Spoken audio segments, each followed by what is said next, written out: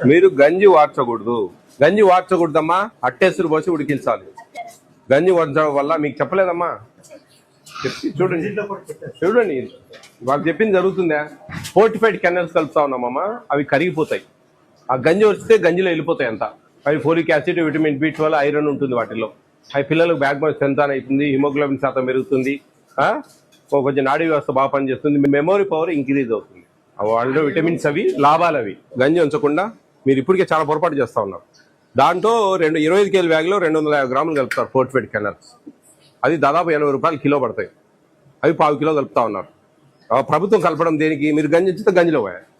ఆ మాట ప్రభుత్వాన్ని చెప్పండి, మేము గంజి ఉంచుతాం, ఎందుకు కలపడం వేస్ట్, మీరు డబ్బులు వేస్ట్ మీకు అని.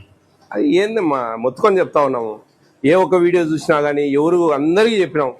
ఆ స్కూళ్ళల్లో గంజి ఉంచుతా ఉన్నారు, మీరు గంజి మా ముద్ద అవుతుంది అనేది చెప్పొద్దు.